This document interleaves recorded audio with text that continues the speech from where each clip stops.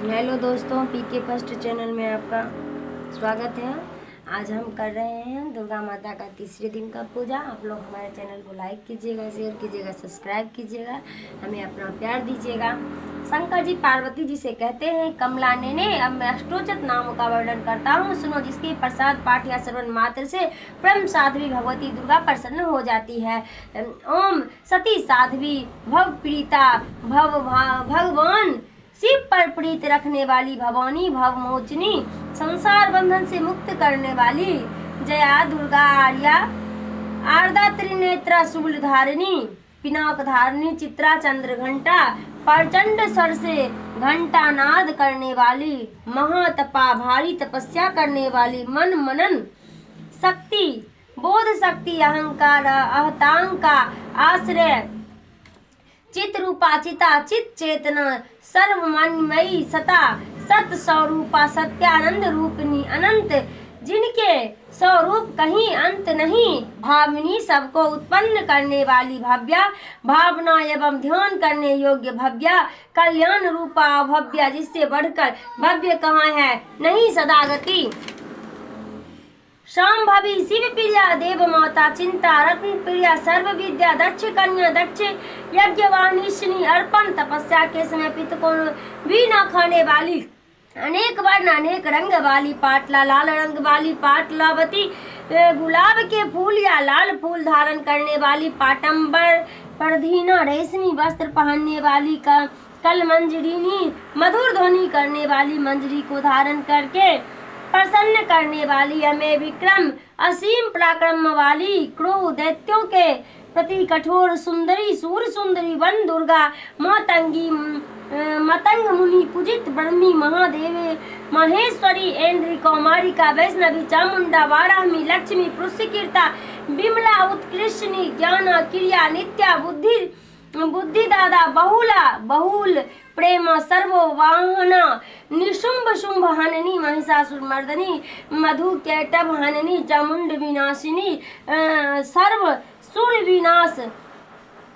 सर्वदान धात्रिणी सर्वशास्त्रमयी सत्या सर्वशास्त्र धारिणी अनेक शस्त्र हस्ता अनेक कास्त धारिणी कुमारी का एक कन्या कौशेरी युवती अति प्रमोढ़ा ओढ़ा प्रमोढ़ा बुद्धि वृद्धा प्रबल बल प्रदा मंदोदरी मुतकेशी घोर रूपा महाबला अग्नि ज्वला रौद्र मुखी काल रात्रि तपस्विनी नारायणी भद्रकाली विष्णु माया जलोदरी शिवदूती कराली अनंता विनाश रहिता परमेश्वरी कात्यायनी सावित्री प्रत्यक्ष ब्रह्म वाहिनी देवी पार्वती। जो प्रतिदिन दुर्गा जी के इस अष्टोचत नाम का पाठ करता है उसके लिए तीनों लोक में कहीं भी असाध्य नहीं है। वह धन धान्य पुत्र स्त्री घोड़ा हाथी धर्म आदि चार पुरुषार्थ तथा अंत में सनातन मुक्ति भी प्राप्त कर लेती है। कुमारी का पूजन और देवी सुरेश्वरी का ध्यान करके पराभक्ति के साथ उनका पूजन करे, फिर अष्टोचत नाम का पाठ आरंभ करे। देवी जो ऐसा करता है उसे सब श्रेष्ठ देवताओं से सिद्धि प्राप्त होती है। राजा उसके दास हो जाते हैं, वह राज्य लक्ष्मी को प्राप्त कर लेता है। गोरोचन लाक्षा कुकुम सिंदूर कपूर घी अथवा दूध चीनी और मधु इन वस्तुओं को एकत्र करके इनसे विधि पूर्वक यत्न लिखकर जो विविध पुरुष सदा इस यंत्रों को धारण करते हैं वह शिव के तुल्य मोक्ष रूप हो जाता है। वह मती अमावस्या की आधी रात में जब चंद्रमा सतभिक्षा नक्षत्र पर जो उस समय इस स्रोत को लिखकर जो इसका पाठ करता है वह संपत्तिशाली होता है।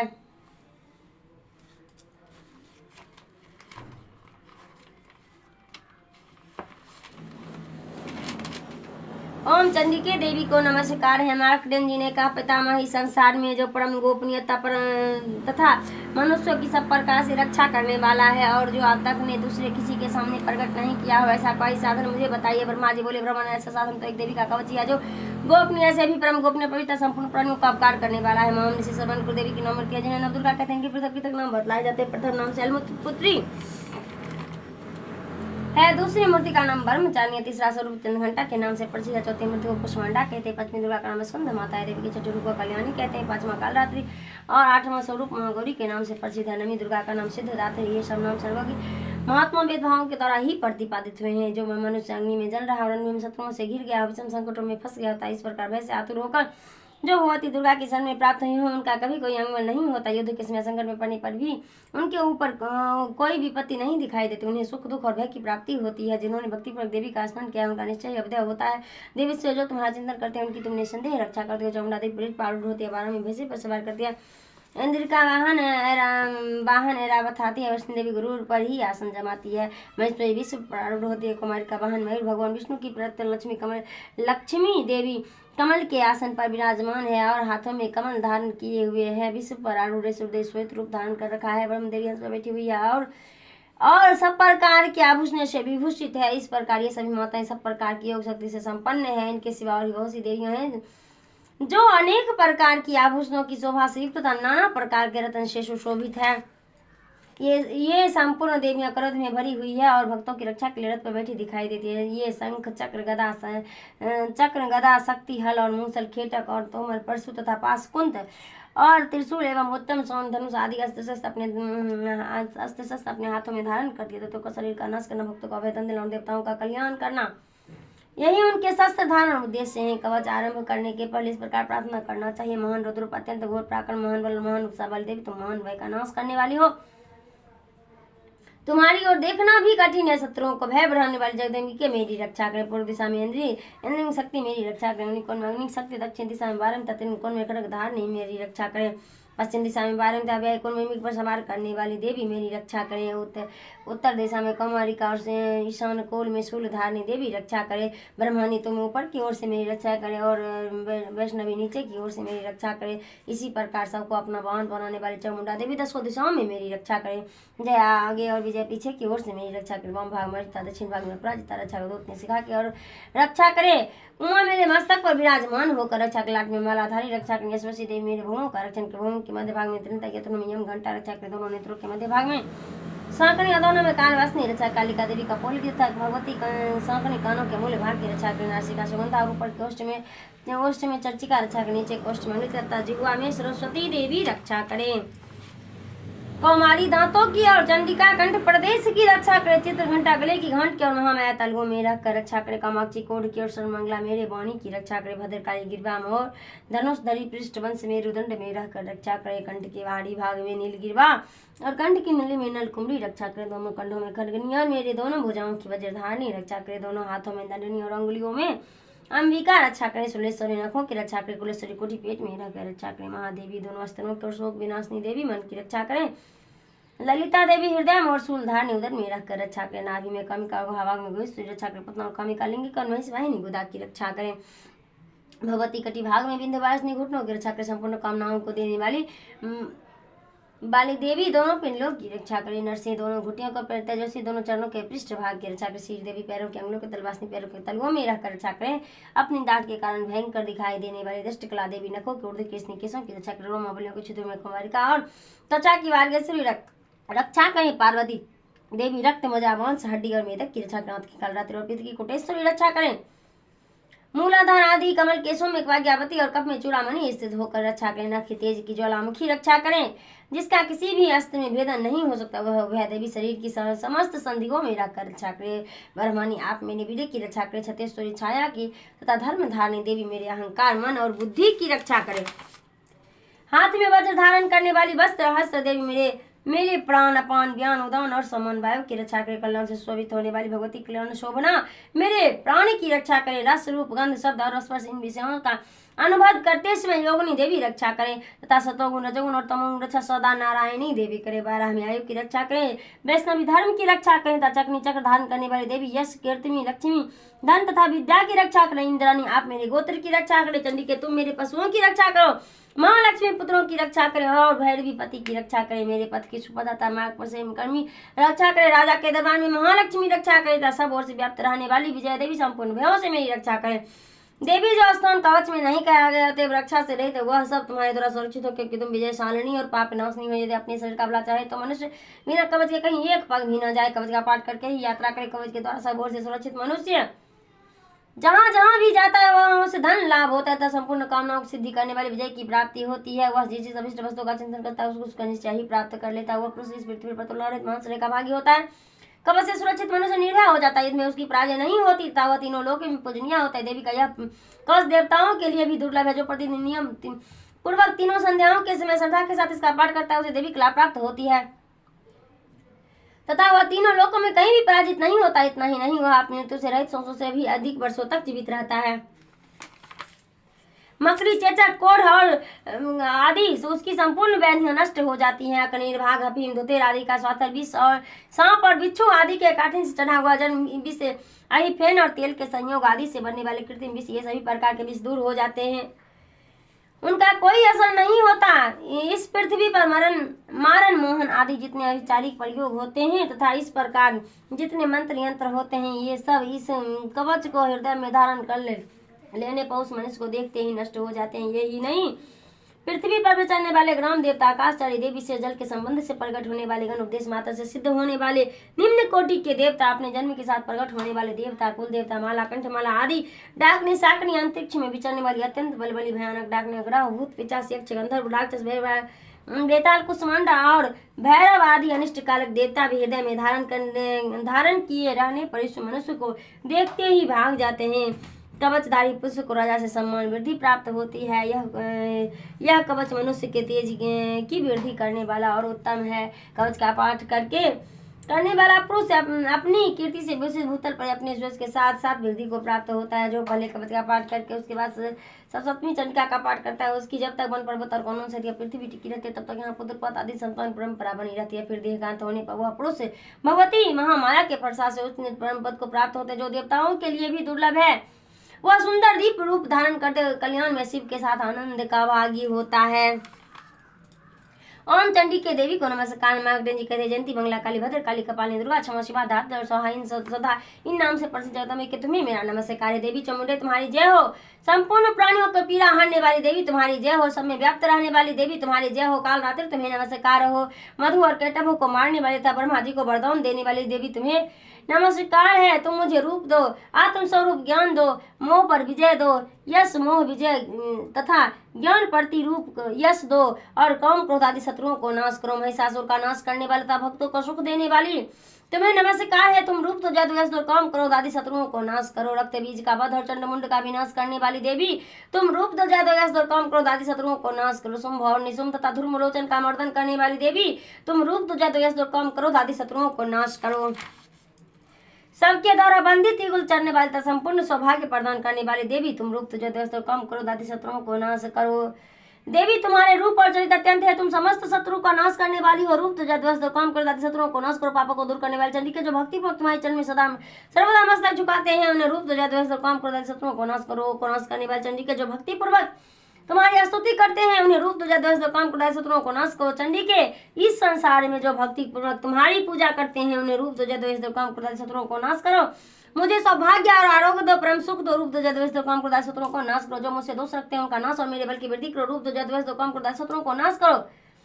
देवी मेरा कल्याण करो, मुझे उत्तम संपत्ति प्रदान करो, रूप तुझे काम करो, शत्रुओं को नाश करो। अंबिके देवता और सूर्य दोनों ही अपने माथे की मुकुट मनो को चरण में घिसते रहते हैं। तुम रूप तुझे काम करो, दादी शत्रुओं को नाश करो। तुम अपने भक्तजनों को विद्वान यशस्वी और लक्ष्मीमान बनाओ, रूप तुझे काम करो, दादी शत्रुओं को नाश करो। प्रचंड दैत्य को दर्प का दलन करने वाले चंडी के मुझ शरणागत को रूप तुझे काम करो, दादी शत्रुओं को नाश करो। चतुर्मुख ब्रह्मा जी के द्वारा प्रशासित चार परमेश्वरी तुम रूप तुझे काम करो, दादी शत्रुओं को नाश करो।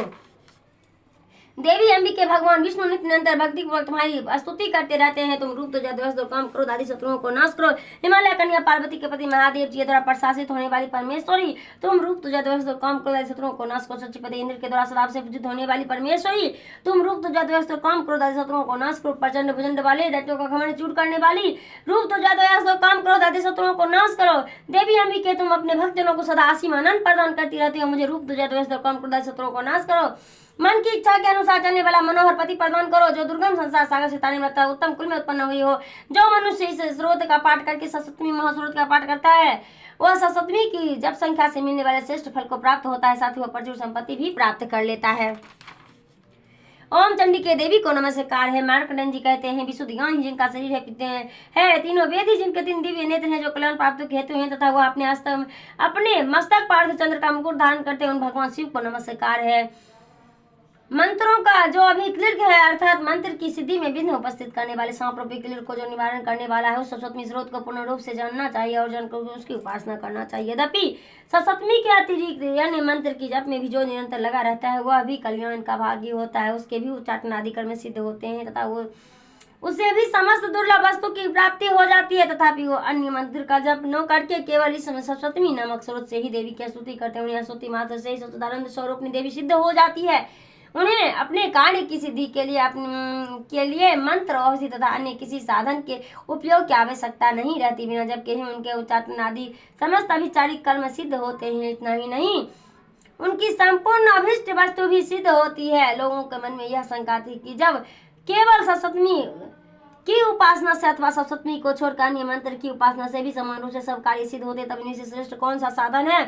लोगों की शंका को सामने रखकर भगवान शंकर अपने पास आए जिज्ञासुओं को समझाया कि सप्तमी नामक संपन्न स्रोत ही सर्वश्रेष्ठ एवं कल्याण में है। तदंतर भगवती चंडिका के सप्तमी नामक स्रोत को महादेव जी ने गुप्त कर दिया। सप्तमी के पाठ से जो पुण्य प्राप्त होता है, उसकी कभी समाप्ति नहीं होती, किंतु अन्य मंत्र के जब से पुण्य की समाप्ति हो जाती है, तब भगवान शिव ने अन्य मंत्र की अपेक्षा जो सप्तमी की श्रेष्ठता का निर्णय किया, उसे अर्थात ही जानना चाहिए। अन्य मंत्र का जप करने वाला पुरुष भी यदि सप्तमी को स्रोत और जप का अनुष्ठान कर ले, तो वह भी पूर्ण रूप से कल्याण का भागी होता है। इसमें तनिक भी संदेह नहीं है। जो साधन कृष्ण पक्ष की चतुर्दशी अथवा अष्टमी के चित्त होकर भगवती की सेवा में अपना सर्वस्व समर्पित कर देता है और फिर उसे प्रसाद रूप से ग्रहण करता है, उसे भगवती प्रसन्न होती है, अन्यथा उनकी प्रसन्नता नहीं होती। इस प्रकार सिद्धि के प्रतिबंधक क्लिर्क के द्वारा महादेव जी ने स्रोत को क्लिप्त कर रखा है। पूर्वोक्त रीति से निष्क्रियण करके सप्तमी स्रोत का प्रतिदिन स्पष्ट उच्चारण पूर्वक पाठ करता हुआ मनुष्य सिद्ध हो जाता है, वही देवी का पार्षद होता है और वही गंधर्व भी होता है। सर्वत्र विचरते रहने पर भी संसार में उसे कहीं भी भय नहीं होते, वह अपनी मृत्यु के बस में नहीं पड़ता था, देह त्यागने को अंतर मोक्ष को प्राप्त कर लेता है। अतः क्लिर्क को जानकर उसका परिहार करके इस सप्तमी का पाठ आरंभ करे। जो ऐसा नहीं करता, उसका नाश हो जाता है। इसलिए क्लिर्क और निष्क्लिर्क का ज्ञान प्राप्त करने पर यह स्रोत निर्दोष होता है और विद्वान पुरुष इस निर्दोष स्रोत का ही पाठ आरंभ करते हैं। स्त्रियों को जो कुछ भी सौभाग्य आदि दृष्टिगोचर होता है, वह सब देवी के प्रसाद का ही फल है। अतः वह इस कल्याण में स्रोत का सदा जप करना चाहिए। इस स्रोत को मंद स्वर से पाठ करने पर पूर्ण फल की प्राप्ति होती है, उस स्वर से पाठ करने पर पूर्ण फल की सिद्धि होती है। अतः उस स्वर से ही इसका पाठ आरंभ करना चाहिए, जिनके प्रसाद से ऐश्वर्य, सौभाग्य, आरोग्य, संपत्ति, शत्रुनाश तथा परम मोक्ष की सिद्धि होती है। उन कल्याणमयी जगदम्बिके की स्तुति मनुष्य क्यों नहीं करते। पश्चिमा अध्याय। ओम इस उत्तर चरित्र के रुद्र ऋषि महासरस्वती देवता है, अनुष्ठ छंद है, भीम शक्ति है, भामड़ी ब्रिज है, सूर्य तत्व है और सामवेद स्वरूप महासरस्वती के प्रसन्नता के लिए उत्तर चरित्र के पाठ में इसका विनियोग किया जाता है। जो अपने कमल में घंटा, शूल और शंख, मूसल, चक्र, धनुष और कांति है, जो तीनों लोकों की आधारभूता और शुंभ आदि दैत्यों का नाश करने वाली है, तथा गौरी के शरीर से जिनका प्राकट्य हुआ है, उन महासरस्वती देवी का मैं निरंतर भजन करता हूँ। ऋषि कहते हैं, पूर्व काल में शुंभ और निशुंभ नामक असुर ने अपने बल के घमंड में आकर सचिपति इंद्र के हाथ से तीनों लोकों का राज्य यक्ष भाग छीन लिए।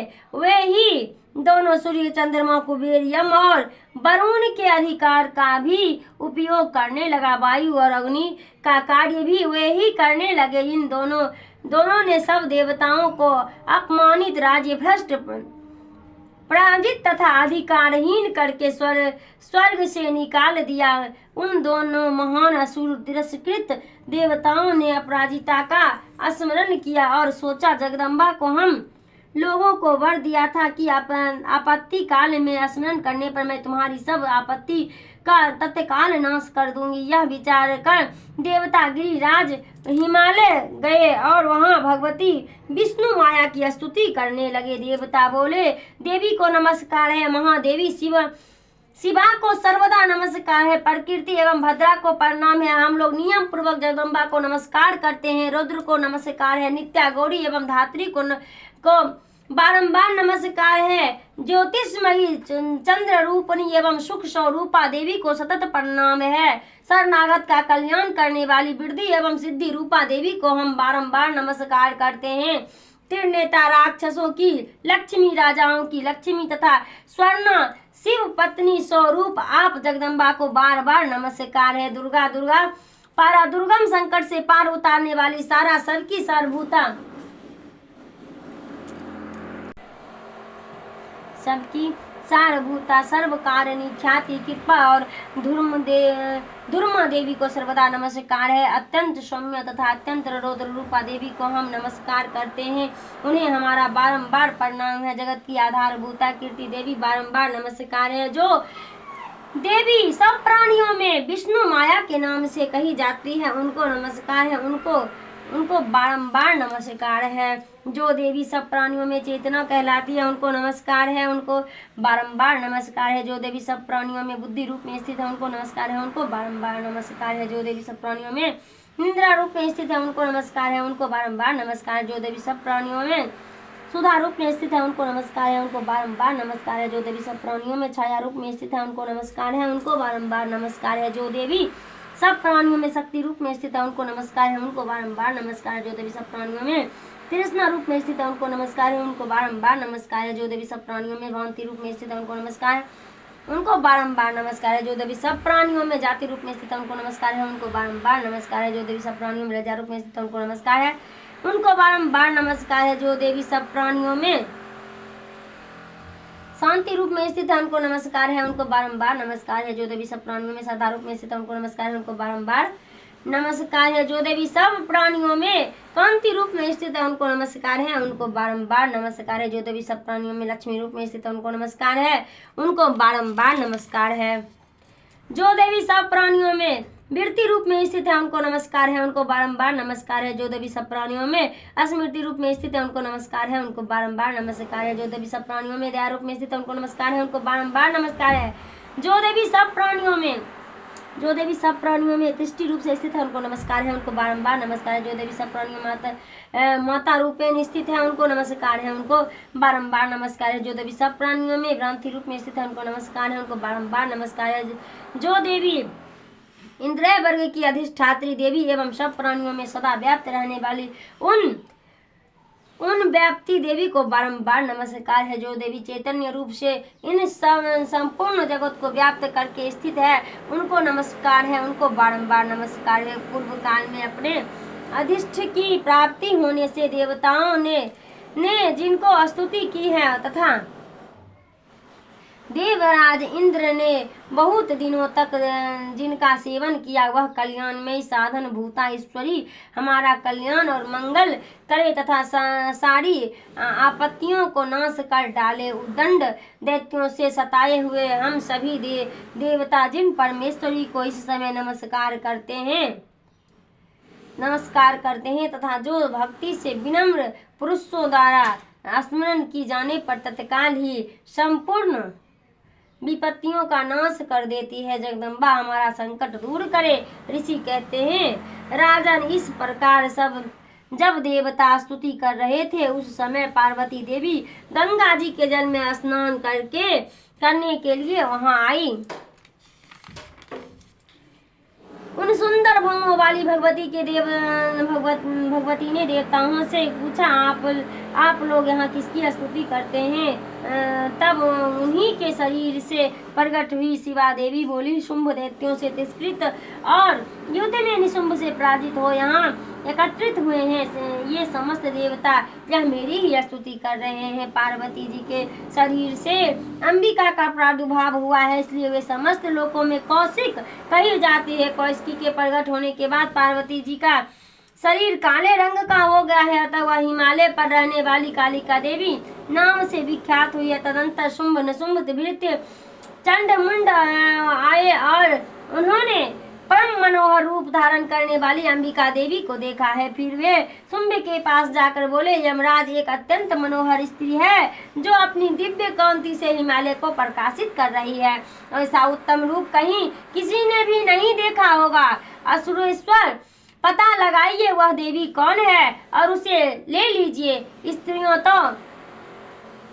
स्त्रियां तो वह रत्न है, उसका प्रत्येक अंग बहुत ही सुंदर है तथा वह अपने अंगों की प्रभा से संपूर्ण दिशाओं में प्रकाश फैला रही है। दैत्यराज, अभी वह हिमालय पर ही मौजूद है, वह उसे देख सकते हैं। प्रभु, तीनों लोकों में मणि, हाथी और घोड़े आदि जितने भी रत्न हैं वे सब इस समय आपके घर में शोभा पाते हैं। हाथियां, रत्न, भूत, ऐश्वर्या, यह पारिजात का वृक्ष और यह उच्च श्रवा घोड़ा, यह सब आपने इंद्र से ले लिया है। हंसों से जुता हुआ यह विमान भी आपके आंगन में शोभा पाता है। यह रत्नभूत अद्भुत विमान जो पहले वर्मा जी के पास था, अब आपके यहाँ लाया गया है। यह महापज्ञ नामक निधि आप कुबेर से छीन लिए हैं। समुद्र ने भी आपको किंजली नाम की माला भेंट की है जो केसरों से सुशोभित और जिनके कमल कभी कुम्हलाते नहीं है। स्वर्ण की वर्षा करने वाला वरुण का छत्र भी आपके घर में शोभा पाता है तथा वह श्रेष्ठ रथ जो पहले प्रजापति के अधिकार में था अब आपके पास मौजूद है। दैतेश्वर, मृत्यु के उत्कांदित के नाम वाली शक्ति भी आपने छीन ली है तथा वरुण का पास और समुद्र में रहने वाले सब प्रकार के रत्न आपके भाई निशुंभ के अधिकार में है। अग्नि भी स्वतः शुद्ध किए हुए 2 अस्त्र आपकी सेवा में अर्पित किए। ये दैत्यराज, इस प्रकार सभी रत्न आपने एकत्र कर लिया है। फिर जो यह स्त्रियां रत्न रूपा कल्याणमयी देवी है, इसे आप क्यों नहीं अपने अधिकार में कर लेते। ऋषि कहते हैं, चंडमुंड, यह वचन सुनकर शुंभ ने महादैत्य सुग्रीव को दूत बनाकर देवी के पास भेजा और कहा, तुम मेरी आज्ञा से जिसके सामने ये बात कहना और ऐसा उपाय करना जिससे प्रसन्न होकर वह शीघ्र ही यहाँ आ जाए। वह दूत पार्वती के अत्यंत रमणीय प्रदेश में जहाँ देवी मौजूद थी गया और मधुर वाणी ने कोमल वचन बोला। दूत बोला, देवी, दैत्यराज शुंभ इस समय तीनों लोकों के परमेश्वर हैं। मैं उनकी भेजा हुआ दूत हूँ और यहाँ तुम्हारे ही पास आया हूँ। उनकी आज्ञा सदा सब देवता एक स्वर से मानते हैं, कोई उसका उल्लंघन नहीं कर सकते। वे संपूर्ण देवताओं को परास्त कर चुके हैं। उन्होंने तुम्हारे लिए जो संदेश दिया है उसे सुनो। संपूर्ण त्रिलोक की मेरे अधिकार में है।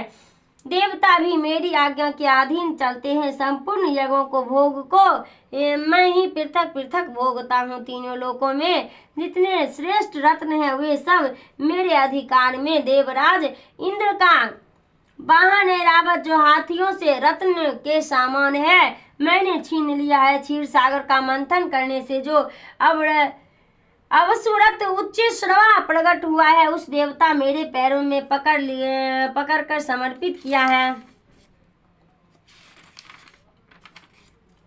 सुंदरी, उनके सिवा और भी जितने रत्नभूत पदार्थ देवता, गंधर्व और नाग पास थे वे सब मेरे ही पास आ गए हैं। देवी, हम लोग तुम्हें संसार की स्त्रियों में रत्न मानते हैं, अतः तुम संसार हमारे पास आ जाओ, क्योंकि रत्नों का उपभोग करने वाले हम भी हैं। चंचल कटाक्ष वाली सुंदरी, तुम मेरी या मेरे भाई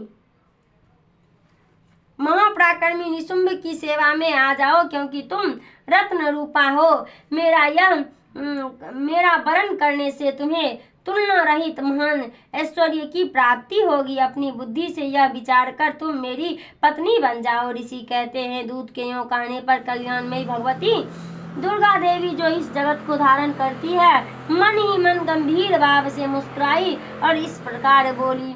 देवी ने कहा, दूत तुमने सत्य कहा है, जिसमें तनिक भी मिथ्या नहीं है। शुंभ तीनों लोकों का स्वामी है और निशुंभ भी उसी के समान पराक्रमी, किंतु इस विषय में मैंने जो प्रतिज्ञा कर ली है उसे मिथ्या कैसे करूं। मैंने अपनी अल्प बुद्धि के कारण पहले से जो प्रतिज्ञा कर रखी है उसे सुनो। जो मुझे संग्राम में जीत लेगा, जो मेरे अभिमान को चूर्ण कर देगा तथा संसार में जो मेरे समान बलवान होगा वही मेरा स्वामी होगा। इसलिए तुम अथवा महादैत्य निशुंभ स्वयं ही यहाँ पधारे और मुझे जीत कर शीघ्र ही मेरा प्राणी ग्रहण कर ले। इसमें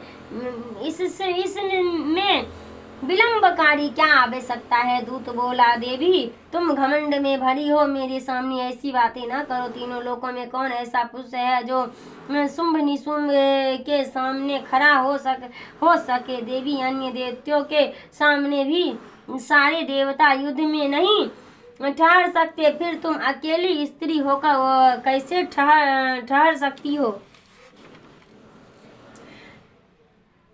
जिन शुंभ आदि देवताओं के सामने इंद्र आदि सब देवता भी युद्ध में खड़े नहीं हुए, उनके सामने तुम स्त्री होकर कैसे जाओगी। इसलिए तुम मेरे ही कहने से शुंभ निशुंभ के पास चली जाओ। ऐसा करने से तुम्हारे गौरव की रक्षा होगी, अन्यथा जब वे केस पकड़कर घसीटेंगे तब उन्हें अपनी प्रतिष्ठा खोकर जाना पड़ेगा। देवी ने कहा, तुम्हारा कहना ठीक है।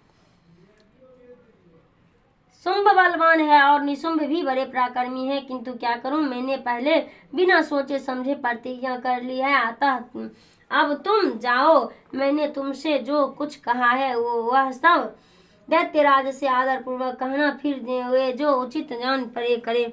इस प्रकार श्री मार्कंडेय पुराण में सारण्य कथा के अंतर्गत देवी महात्म्य में देवी दूत संवाद नामक 5वां अध्याय पूरा हुआ। मैं सर्वेश्वरी भैरव के अंक में निवास करने वाली परमोत्कृष्ट पाज्ञावती देवी का चिंतन करता हूँ। वे नागराज के आसन पर बैठी है। नागों के फलों से सुशोभित होने वाली मणियों की विशाल माला से उनकी देहलता उदासित हो रही है। सूर्य के समान उनका तेज है। 3 नेत्र उनकी शोभा बढ़ा रहे हैं। वे हाथों में माला, कुंभ का पाल और कमल लिए हुए हैं तथा उनके मस्तक में अर्धचंद्र का मुकुट सुशोभित है। ऋषि कहते हैं, देवी का यह कथन सुनकर दूत को बड़ा हर्ष हुआ और उसने दैत्यराज के पास जाकर सब समाचार विस्तार पूर्वक का सुनाया। दूत के उस वचन को सुनकर दैत्यराज कुपित हो उठा और दैत्य सेनापति धूम्रलोचन से बोला, धूम्रलोचन, तुम शीघ्र अपनी सेना साथ लेकर जाओ और उस दुष्टा के केस पकड़कर घसीटते हुए उसे बलपूर्वक यहाँ ले आओ। उसी का रक्षा करने के लिए यदि कोई दूसरा खड़ा हो जाए तो उसे वह देवता, यक्ष अथवा गंधर्व ही क्यों न हो, उसे अवश्य मार डालना। ऋषि कहते हैं, शुंभ के इस प्रकार आज्ञा देने पर धूम्रलोचन दैत्य 60,000 असुरों की सेना को साथ लेकर वहां से तुरंत चला दिया। वहां पहुंचकर उसने हिमालय पर रहने वाली देवी को देखा और ललका कर कहा, अरे तुम शुंभ निशुंभ के पास चल। यदि इस समय प्रसन्नता पूर्वक मेरे स्वामी के समीप नहीं चलेगी तो मैं बलपूर्वक झोटा पकड़कर घसीटते हुए तुम्हें ले चलूंगा। देवी बोली, तुम्हें दैत्यों के राजा ने भेजा है, तुम स्वयं ही बलवान हो और तुम्हारे साथ विशाल सेना भी है। ऐसी दशा में यदि मुझे बलपूर्वक ले चलोगे तो मैं तुम्हारा क्या कर सकता हूँ। ऋषि कहते हैं, देवी के यूं कहने पर असुर धूम्रलोचन उनकी और दौड़ा तब अंबिका ने हूँ शब्द के उच्चारण मात्र से उसे भस्म कर दिया। फिर तो क्रोध में भरी हुई दैत्यों की विशाल सेना और अंबिका एक दूसरे पर तीखे साये के शक्ति तथा फरसों की वर्षा आरंभ की। इतने में ही देवी का वाहन सिंह क्रोध में भरकर भयंकर गर्जना करके गर्दन के बाल को हिलाता हुआ असुरों की सेना में कूद पड़ा। उसने कुछ दैत्यों को पंजों की मार से कितना अपने जबड़े और कितनों के ही महादैत्य को पटक कर उठ के दाढ़ से घायल करके मार डाला। उस सिंह ने अपने नखों से कितने पेट फाड़ डाले तथा और थप्पड़ मारकर कितनों के सिर धड़ से अलग कर दिया।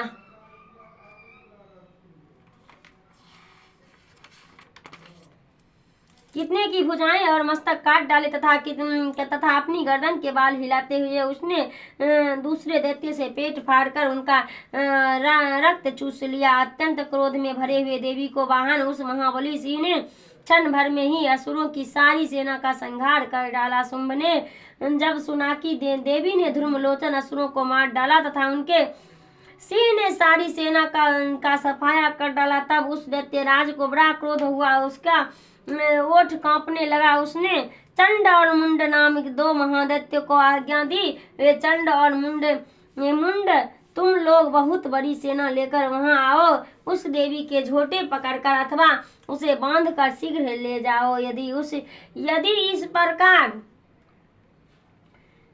उसको लाने में संदेह हो तो युद्ध में सब प्रकार अस्त्र शस्त्र तथा समस्त असुरों की सेना प्रयोग करके उसकी हत्या कर डालना। उस दुष्टा की हत्या होने तथा सिंह के भी मारे जाने पर उस अंबिका को बांध कर साथ ले शीघ्र लौट आना। इस प्रकार श्री मार्कंडेय पुराण में संवर्त कथा के अंतर्गत देवी महात्म धूम्रलोचन वध नामक 6वां अध्याय पूरा हुआ। मैं मातंगी देवी का ध्यान करता हूँ। वे रत्नमयी सिंहासन पर बैठकर पढ़ते हुए तोते का मधुर शब्द सुन रही है। उनके शरीर वर्ण श्याम और है। वे अपना एक पैर कमल पर रखे हुए हैं और मस्तक पर अर्धचंद्र धारण करती है तथा कहार पुष्प की माला धारण किए बिना बजाती है। उनके अंगों में कसी हुई चोली शोभा पा रही है। वे लाल रंग की साड़ी पहने हाथी में शंख में पात्र लिए हुए हैं। उनके बदन पर मधु का हल्का हल्का प्रभाव जान पड़ता है और ललाट में वेदी शोभा दे रही है। ऋषि कहते हैं, तदंतर शुंभ की आज्ञा पाकर वे चंड मुंड आदि दैत्य चतुरंगिनी सेना को साथ अस्त्र शस्त्रों से सुसज्जित हो चल दिए। फिर गिरिराज हिमालय के स्वर्ण में ऊंचे शिखर पर पहुंचकर उन्होंने सिंहासन पर बैठी देवी को देखा। वे मंद मंद मुस्कुरा रही थी।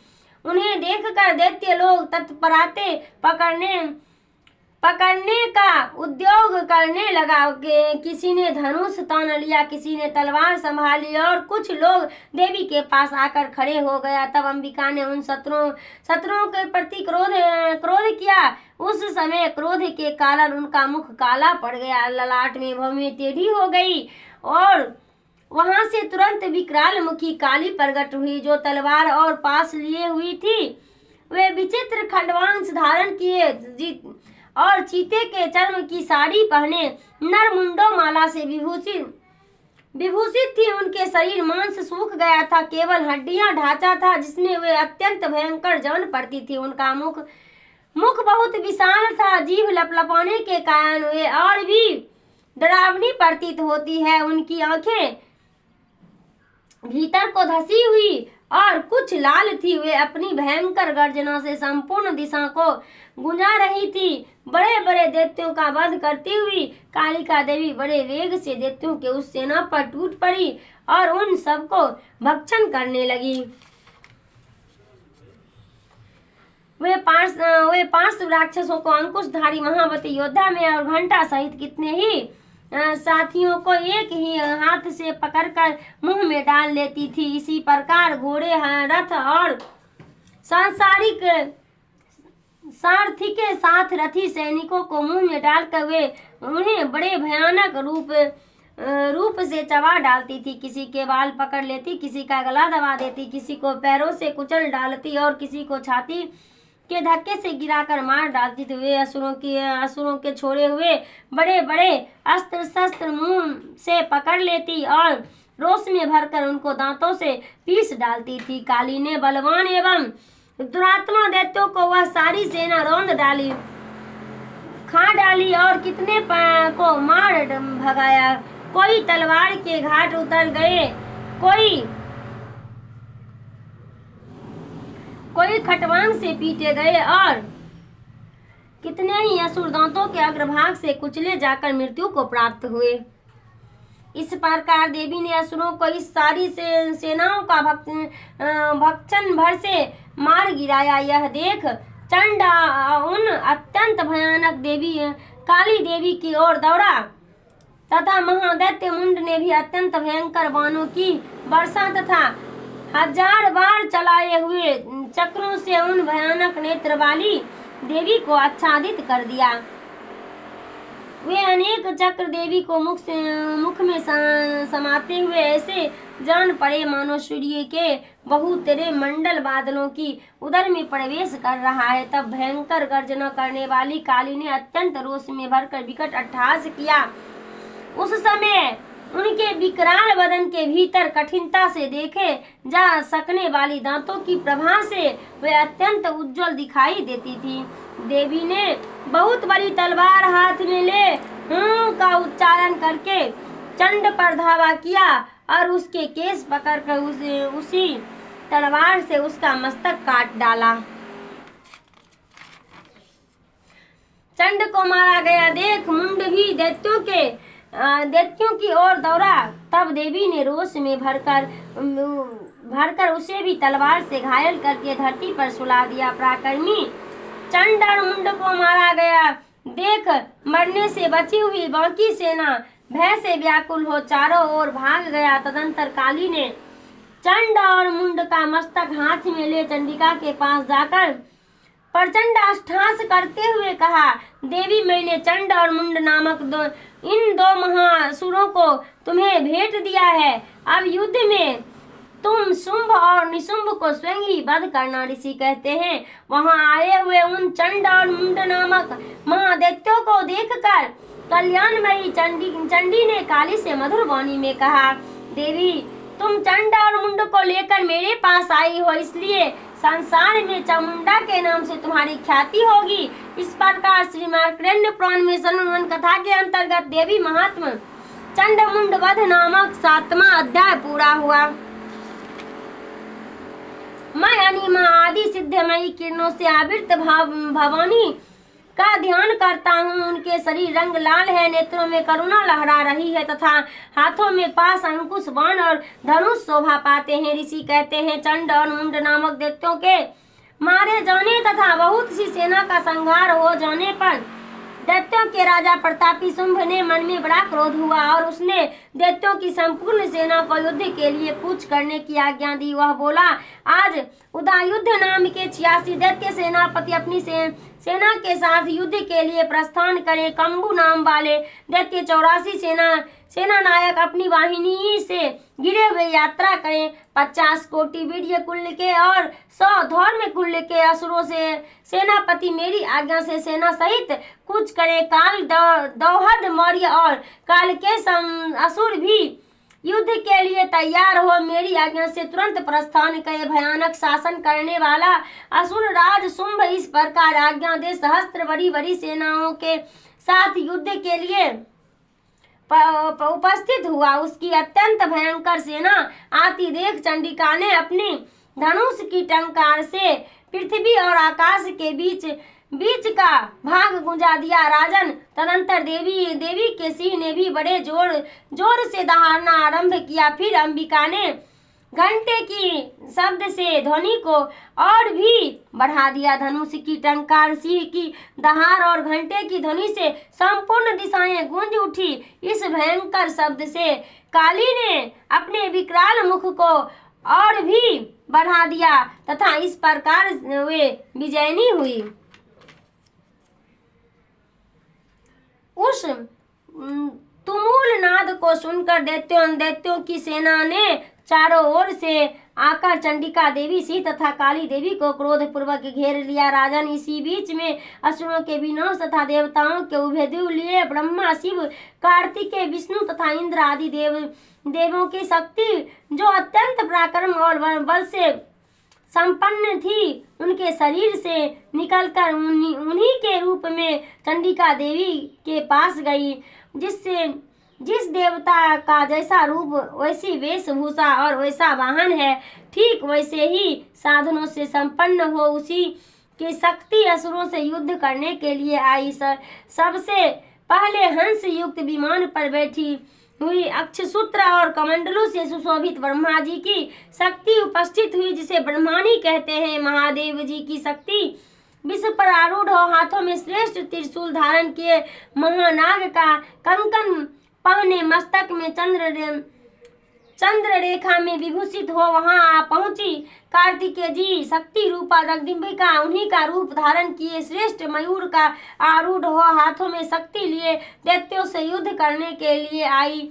इसी प्रकार भगवान विष्णु शक्ति गरुड़ का पर विराजमान हो शंख चक्र गदा सांड धनुष तथा खड्ग हाथ में लिए वहां आई। अनुपम पज्ञवा रूप धारण करने वाली श्री हरि को शक्ति है, वह भी 12 शरीर धारण करके वहां उपस्थित हुए। नरसिंह शक्ति भी नरसिंह के समान शरीर धारण करके वहां आई। उसी की गर्दन के बाल को झटके से आकाश में तोड़े बिखरे पड़े थे। इसी प्रकार इंद्र की शक्ति वज्र हाथ में लिए गजराज ऐरावत बैठकर आई। उसके भी सहस्त्र नेत्र थे। इंद्र का जैसा रूप वैसा ही उसका भी था। तदंतर उन देव शक्तियों से घिरे हुए महादेव जी ने चंडिका से कहा, मेरी प्रसन्नता के लिए तुम शीघ्र ही इन असुरों को संहार करो।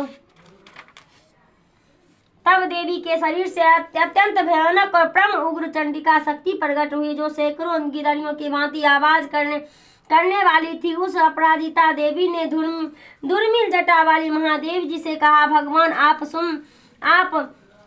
शुंभ निशुंभ के पास दूत बनकर जाइए और उन अत्यंत गर्वीले दानव शुंभ एवं निशुंभ दोनों से कहिए, साथ ही उनके अतिरिक्त भी जो दानव युद्ध के लिए वहां उपस्थित हो उनके भी यह संदेश दीजिए, दैत्यों यदि तुम जीवित रहना चाहते हो तो पाताल को लौट जाओ। इंद्र को त्रिलोकी का राज्य मिल जाए और देवता यक्ष भाग का उपयोग करे। यदि बल के घमंड में आकर तुम युद्ध की अभिलाषा रखते हो तो आओ, मेरी शिवानी योगिनी तुम्हारे कच्चे मांस को तृप्त हो चुकी है। उस देवी ने भगवान शिव को दूत के कार्य में नियुक्त किया, इसलिए वह शिव दूती के नाम से संसार में विख्यात हुई है। वे महादैत्य भी भगवान शिव के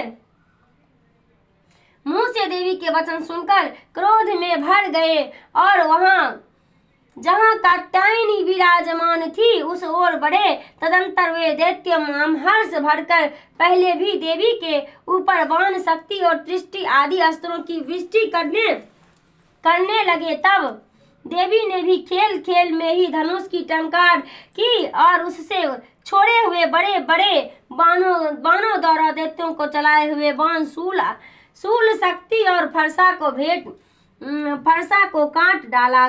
फिर काली उनके आगे होकर शत्रुओं को शूल के प्रहार से विदीर्ण करने लगी और खड्वांग उनका कंचुमर निकालती हुई रणभूमि में विचरने लगी। ब्रह्मानी भी जिस ओर दौड़ती उसी ओर अपने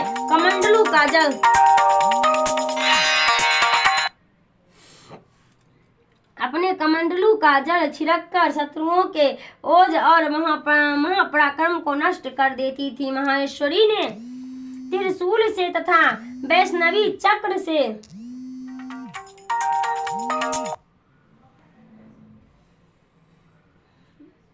से और अत्यंत क्रोध में भरी हुई कुमार कार्तिकेय की शक्ति से दैत्यों को संहार आरंभ किया। इंद्र शक्ति वज्र प्रहार से विदीर्ण हो सैकड़ों दैत्य दानव रक्ति की धारा बहाते हुए पृथ्वी पर सो गए।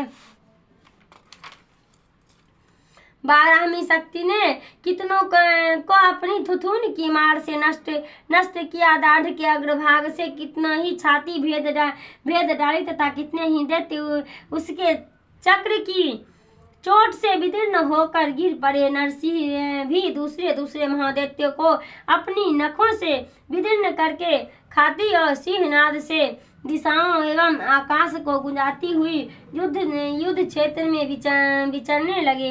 कितने ही असुर शिव दूतों के प्रचंड अट्टहास से अत्यंत भयभीत हो पृथ्वी पर गिर पड़े और गिरने पर उन्हें शिव दूती उस समय अपना ग्रास बना लिया। इस प्रकार क्रोध में भरे हुए मातृगणों को नाना प्रकार के आयों से बड़े बड़े असुरों का मर्दन करते हुए देख दैत्यों सैनिक भाग खड़े हुए। मातृगणों से पीड़ित दैत्यों को युद्ध से भागते देख रक्तबीज नामक महादैत्य क्रोध में भरकर युद्ध करने के लिए आया। इसे उसके शरीर से तब रक्त की बूंद पृथ्वी पर गिरती, तब उसी के समान शक्तिशाली एक दूसरा महादैत्य पृथ्वी पर पैदा हो जाता। अब महासुर रक्तबीज हाथ में गदा लेकर इंद्र शक्ति के साथ युद्ध करने लगा। तब इंद्री ने अपनी वज्र से रक्तबीज को मारा। वज्र से घायल होने पर उसी के शरीर बहुत सा रक्त चूने लगा और उसी के समान तथा महापराक्रम योद्धा उत्पन्न होने लगे। उसके शरीर से रक्त की जितनी बूंदें गिरी उतने ही पुरुष उत्पन्न हो गए। वे सब रक्तबीज के सामान ही वीर्यवान, बलवान तथा महापराक्रमी थे। वे रक्त से उत्पन्न होने वाले पुरुष भी अत्यंत भयंकर अस्त्र शस्त्र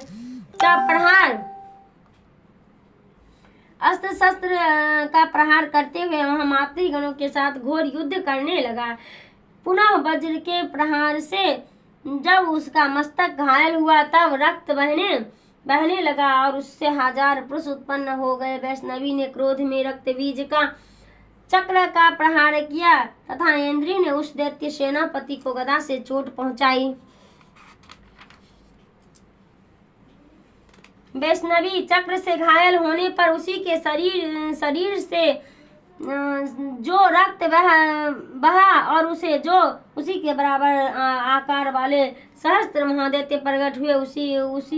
उनको द्वारा संपूर्ण जगत व्याप्त हो गया था। कुमारी ने शक्ति से 12वीं खड्ग में और महेश्वरी ने त्रिशूल से महादैत्य रक्तबीज को घायल किया। अक्रोध में भरे हुए महादैत्य रक्तबीज भी गदा से सभी मातृ शक्तियों पर पृथक पृथक प्रहार किया। शक्ति और शूल आदि से अनेक बार घायल होने पर उसके शरीर से रक्तबीज की धारा बह गिरी। उससे भी निश्चय ही सैकड़ों असुर उत्पन्न हुए। इस प्रकार उस महादैत्य के रक्त से प्रकट हुए असुरों का संपूर्ण जगत व्याप्त हो गया।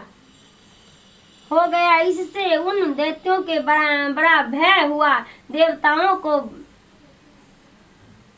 देवताओं उदास देख चंडिका के काली से शीघ्रता पूर्वक कहा, चामुंडे तुम अपना मुख और भी फैलाओ तथा मेरे शस्त्र पात्र से गिरने वाले रक्त बिंदु और उनसे उत्पन्न होने वाले महादैत्यों को तुम अपने इस उतावले मुख में खा जाओ। इस प्रकार रक्त से उत्पन्न होने वाली महादैत्यों का भक्षण करते हुए तुम रण में विचरती रहो। ऐसा करने से उस दैत्य का सारा रक्त छीन हो जाने पर वह स्वयं भी नष्ट हो गया।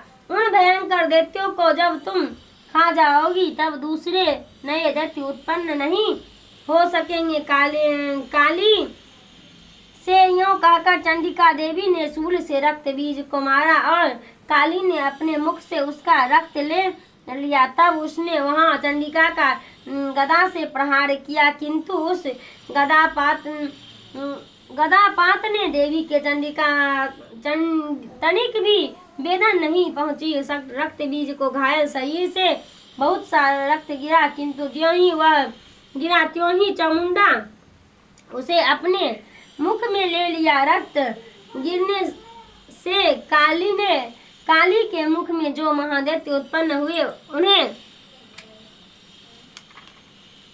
भी वह चट कर गई और उसने रक्त बीज का रक्त भी पी लिया। तदंतर देवी ने रक्त को जिसका रक्त चामुंडा ने पी लिया था वज्रवान खड्ग तथा सृष्टि आदि से मार डाला। राजन, इस प्रकार शस्त्र समुदाय से आहत एवं रक्तहीन हुआ महादैत्य रक्तबीज पृथ्वी पर गिर पड़ा। नरेश्वर, इससे देवताओं को अनुपम हर्ष की प्राप्ति हुई और मातृगण उन असुरों की रक्तपान के मद से उदित सा होकर नृत्य करने लगे। इस प्रकार मार्कंडेय पुराण में संवन कथा के अंतर्गत देवी महात्म्य रक्तबीज वध नामक 8वां अध्याय पूरा हुआ। मैं अर्धनारेश्वर अग्रवृह की निरंतर शरण लेता हूँ। उसका वर्ण बंदूक पुष्प और स्वर्ण के समान रक्त पीताम्बर मिश्रित है। वह अपनी भुजा में सुंदर अक्षमाला पास अंकुश और वृद्ध मुद्रा धारण करता है और चंद्र उसका आभूषण है तथा वह तीनों नेत्रों से सुशोभित है। राजा ने कहा, भगवान अपने रक्त बीज के वध से संबंध रखने वाले देवी चरित्र का यह उदित महत्व मुझे बताया। अब चरित्र के मारे जाने पर अत्यंत क्रोध में भरे हुए शुंभ और निशुंभ जो कर्म किया उसे मैं सुनना चाहता हूँ। ऋषि कहते हैं, राजन, युद्ध में रक्त बीज तथा दैत्य के मारे जाने पर शुंभ और निशुंभ के क्रोध की सीमा न रही। अपनी विशाल सेना इस प्रकार मारी जाती देख निशुंभ अमहर्ष में भरकर देवी की ओर दौड़ा। उसके साथ असुरों की प्रधान सेना थी। उसके आगे पीछे तथा पार्श्व भाग में बड़े बड़े असुर थे जो क्रोध में ओठ चबाते हुए देवी को मार डालने के लिए आए। महापराक्रमी शुंभ भी अपनी सेना के साथ मातृगणों से युद्ध करने के क्रोधवश चंडिका को मारने के लिए आ पहुंचे। तब देवी के साथ शुंभ और निशुंभ घोर संग्राम छिड़ गया। वे दोनों दैत्य मेघों की भांति बाणों की भयंकर वृष्टि कर रहे थे। उन दोनों के चलाए हुए बाणों को देविका ने अपने बाण के समूह से तुरंत काट डाला और शस्त्र समूह की वर्षा करके उन दोनों के दैत्य पति को अंगों में चोट पहुंचाई। निशुंभ ने तीखी तलवार और चमकती हुई ढाल लेकर देवी की श्रेष्ठ वाहन सिंह के मस्तक पर प्रहार किया। अपनी वाहन को चोट पहुंचाने पर देवी ने शुभ नामक बाण से निशुंभ के श्रेष्ठ तलवार तुरंत ही काट डाले और उसकी ढाल से भी जिसमें 8 चांद जरे थे खंड खंड कर दिए। ढाल और तलवार के कट जाने पर उस असुर ने शक्ति चलाई, किंतु सामने आने पर देवी ने चक्र से उसके भी 2 टुकड़े कर दिए। तब तो निशुंभ क्रोध से जल उठा और उस दानव ने देवी के मरने के लिए शूल उठाया, किंतु देवी ने समीप आने पर उसे भी मुक्के से मारकर चूर्ण कर दिया। तब उसने गदा घुमाकर चंडिके के ऊपर चलाई, परंतु वह भी देवी के त्रिशूल से कटकर भस्म हो गई। तदंतर दैत्यराज निशुंभ को फरसा हाथ में ले आते देख देवी ने बाण समूह को घायल कर धरती पर सुला दिया।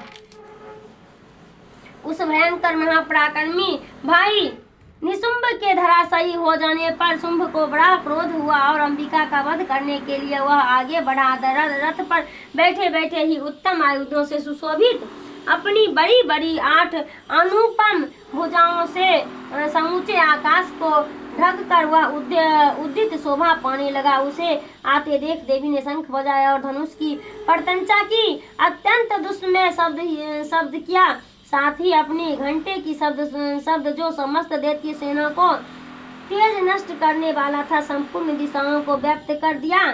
तदंतर सिंह ने भी अपनी दहाड़ से उसे सुनकर बड़े बड़े गजराजाओं का महान मद दूर हो जाता था।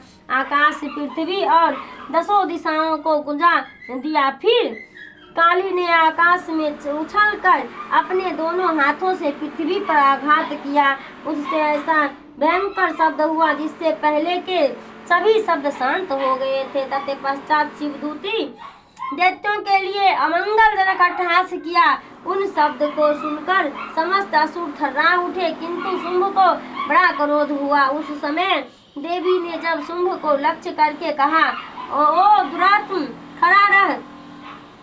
तभी आकाश में खड़े हुए देवता बोल उठे, जय हो, जय हो। शुंभ ने वहां आकर ज्वालाओं से युक्त अत्यंत भयानक शक्ति जलाई। अग्नि में पर्वत के समान आती हुई उस शक्ति को देवी ने बड़े भारी शूल से दूर हटा दिया। उस समय शुंभ के सिंहनाद तीनों लोग गूंज उठे।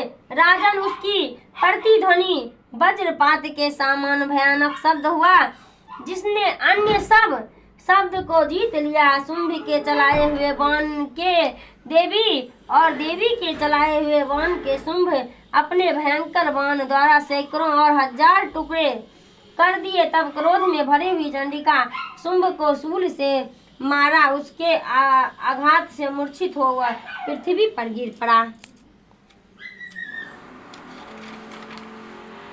इतने में ही निशुंभ को चेतना हुई और उसने धनुष हाथ में लेकर ब्राह्मणों बाणों द्वारा देवी काली तथा सिंह को घायल कर डाला। फिर उस दैत्यराज उस 10,000 बाण बनाकर सैकड़ों चक्र से प्रहार चंडिका के आच्छादित कर दिया। तब दुर्गम पीड़ा का नाश करने वाली भगवती दुर्गा ने कुपित होकर अपने बाणों से उन चक्र तथा बाणों को काट गिराया। यह देख निशुंभ दैत्य सेना के साथ चंडिका का वध करने के लिए हाथ में गदा ले खड़े बड़े वेग से दौड़ा। उसके आते ही चंडी ने तीखी धार वाली तलवार उसकी गदा को शीघ्र ही काट डाला। तब उसने शूल हाथ में ले लिया। देवताओं को पीड़ा देने वाली निशुंभ को शूल हाथ में लिए आते देख चंडिका वेग से चलाई अपने शूल से उसकी छाती भेद डाली। शूल से विदीर्ण हो जाने पर उसकी छाती से एक दूसरा महाबली एवं महापराक्रमी पुरुष खड़ी रह कहता हुआ निकला। उसे निकलते हुए पुरुष की बात सुनकर देवी ठठाकर हंस पड़ी और खड्ग से उन्होंने उसका मस्तक काट डाला। फिर तो वह पृथ्वी पर गिर पड़ा। तदंतर सिंह अपनी दाढ़ से असुरों की गर्दन कुचलकर खाने लगा। यह बड़ा भयंकर दृश्य था। उधर काली तथा शिवदूती ने भी अन्याय देवता का भक्षण आरंभ किया। कौमारी शक्ति विदीर्ण होकर कितने ही महादैत्य नष्ट हो गए। ब्रह्मानी मंत्रपूत जिससे निस्तेज होकर कितने ही भाग खड़े हुए। कितने ही दैत्य महेश्वरी के शूल से छिन्न भिन्न हो धराशायी हो गई। बारामी तुथुन के आघात से कितने पृथ्वी पर कचूमर निकल गया। वैष्णवी ने भी अपनी चक्र से दानव के टुकड़े टुकड़े कर डाले। देवी के हाथ से छूटे हुए वज्र भी जितने भी बाणों से हाथ धो बैठे। कुछ असुर नष्ट हो गए, कुछ उस महायुद्ध में भाग गए तथा कितने ही काली शिवदूती तथा सिंह के ग्रास बन गए। इस प्रकार से मार्कंडेय पुराण मुसलमान कथा के अंतर्गत देवी महात्म्य निशुंभ वध नामक 9वां अध्याय पूरा हुआ। 10वां अध्याय। मैं मस्तक पर चंद्र धारण करने वाली शिव शक्ति रूपा भगवती कामेश्वरी का हृदय में चिंतन करता हूँ। वे तपाए हुए स्वर्ण के समान सुंदर हैं।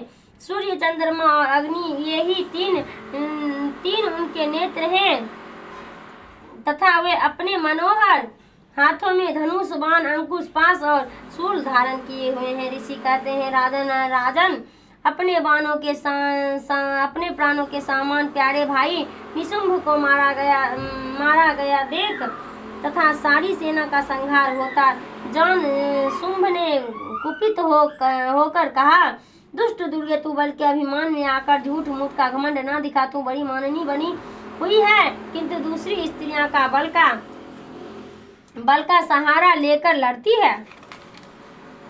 देवी बोली, ओ दुष्ट, मैं अकेली ही हूँ। इस संसार में मेरे सिवा दूसरा कौन है? देख, ये मेरी ही विभूतियाँ हैं, अतः मुझ में ही प्रवेश कर रही है। तदंतर ब्रह्माजी आदि समस्त देवियां अंबिका देवी के शरीर में लीन हो गई। उस समय केवल अंबिका देवी ही रह गई थी। देवी बोली, मैं अपनी ऐश्वर्य शक्ति से अनेक रूप में यहाँ उपस्थित हुई थी। उन सब पापों को मैंने समेट लिया। अब अकेली ही युद्ध में खड़ी हूँ, तुम भी स्थिर हो जाओ। ऋषि कहते हैं, तदंतर देवी और शुंभ दोनों में सब देवताओं तथा दानवों के देखते देखते भयंकर युद्ध छिड़ गया। बाणों की वर्षा तथा तीखे शस्त्र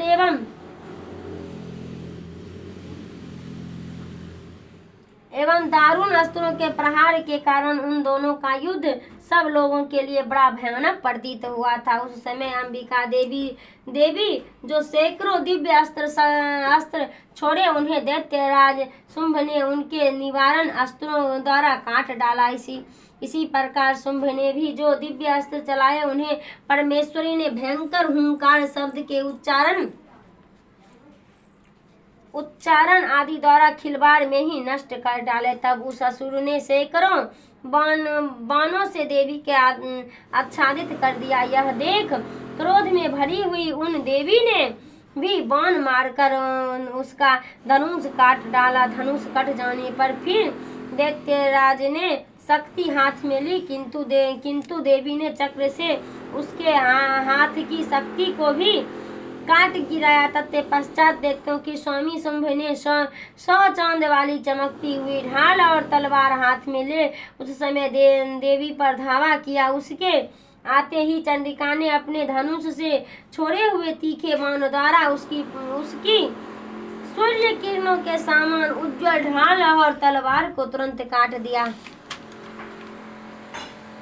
फिर उस महादैत्य घोड़े और सारथी मारे गए। धनुष तो पहले ही कट चुका था, अब उसने अंबिका को मारने के लिए उद्यत हो भयंकर मुग्धर हाथ में लिया। उसे आते देख देवी ने अपने तीक्ष्ण बाणों से उसका मुग्धर भी काट डाला।